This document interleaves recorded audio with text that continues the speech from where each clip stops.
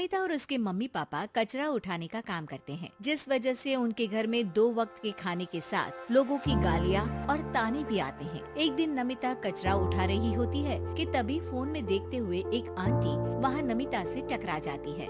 छी छी, ए लड़की, तू देख कर नहीं चल सकती क्या?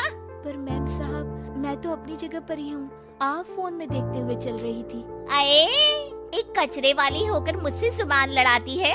अब घर जाकर दोबारा नहाना पड़ेगा, पूरा गंदा कर दिया। कितनी बदबू आ रही है। ऐसा बोलते हुए आंटी वहाँ से चली जाती है और उनकी बातों से दुखी नमिता आंखों में आंसू लिए काम करती रहती है। इसी तरह दिन बीतते हैं और एक दोपहर नमिता अपनी मस्ती में गाना गुनगुनाते हुए कचरा इकट्ठा कर रही होती है कि तभी जिंदगी एक सफर है सुहाना, यहाँ कल क्या हो किसने जाना, तभी उसकी टक्कर मोहन से हो जाती है। अरे देखकर काम करो।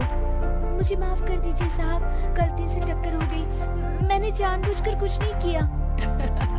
ऐसा कोई जानबूझकर भला करेगा भी क्यों, कुछ नहीं होता। सोचा नहीं था कि कभी कोई मेरे साथ इतने अच्छे से बात करेगा। अरे जो नहीं करता वो इंसान कहलाने के लायक नहीं, तुम्हें उनके बारे में सोचना तक नहीं चाहिए। मोहन वहाँ से चला जाता है और नमिता उसकी बात को सोचते हुए दोबारा काम पर लग जाती है। इसी तरह समय बीतता रहता है। एक सर्दियों की सुबह कचरा उठाते हुए नमिता ठंड की वजह से पास के घर की सीढ़ियों पर ओढ़ लेकर बैठ जाती है। कुछ ही देर बाद उस घर की मालकिन वहाँ आ जाती है। हाय तौबा, मेरा सारा घर गंदा कर दिया। अरे मैं घर के सामने गंदगी नहीं होने देती और तू पूरी की पूरी गंदगी मेरे घर की सीढ़ियों पर ही आकर बैठ गई। मालकिन, ठंड बहुत है इसलिए कुछ देर बैठ गई, अभी चली जाती हूँ और सफाई भी कर दूंगी। अरे यहाँ बैठकर घर पहले ही गंदा कर चुकी है, अब छूकर अशुद्ध भी करना चाहती है। अपनी माँ के चिल्लाने की आवाज सुनकर मोहन घर से बाहर निकल आता है, जहाँ नमिता को देख वो किसी तरह अपनी माँ को शांत करके घर में वापस भेज देता है। मुझे माफ कर दीजिए मालिक, गलती हो गई। अरे प्लीज मुझे मोहन बुलाओ और अपनी माँ की तरफ से मैं माफी मांगता हूँ। अरे नहीं मालिक, लोग वैसे भी हमें इंसान समझते ही कहाँ है, इसलिए अब इन सब की आदत है। अगर इन सब की बातों को बुरा लगाने लगे तो भूखे ही मर जाएंगे। वैसे तुम्हें ठंड में इन पतले फटे कपड़ों की जगह मोटे और गर्म कपड़े पहनने चाहिए। मेरे पास इतनी चॉइस नहीं है, जो है बस यही है। और जब घर में मम्मी पापा भूखे बैठे हो तो क्या सर्दी और क्या गर्मी। चलती हूँ साहब। नमिता तो वहाँ से चली जाती है, लेकिन अब मोहन उसके बारे में सोचना ही बंद नहीं कर पाता। कुछ दिनों बाद नमिता दोबारा कचरा उठाने मोहन के घर के पास आती है, जिसे देख वो एक नया गर्म सूट लेकर उसके पास आता है। ये तुम्हारे लिए है। शुक्रिया मालिक, पर ये तो नया है। हाँ, किसी को गिफ्ट में नई चीज ही तो दी जाती है। हमें कोई गिफ्ट नहीं देता और नई चीज तो बिल्कुल नहीं, पर आपका बहुत शुक्रिया।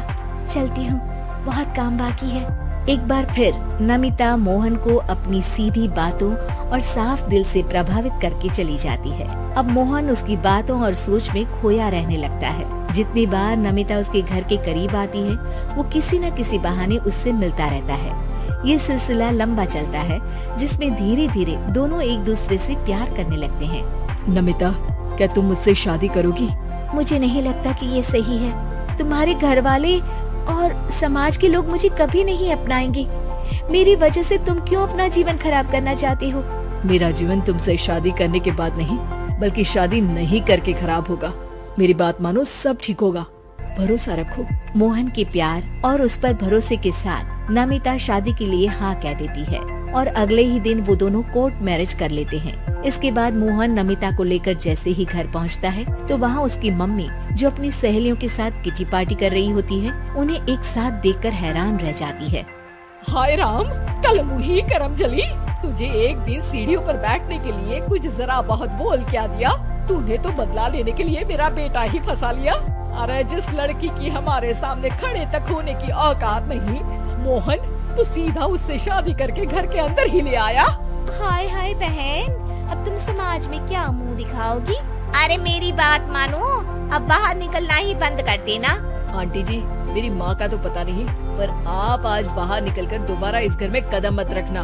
अरे हम ऐसे कचरे वालों के घर में आकर अपनी इज्जत खराब करने का शौक भी नहीं रखते।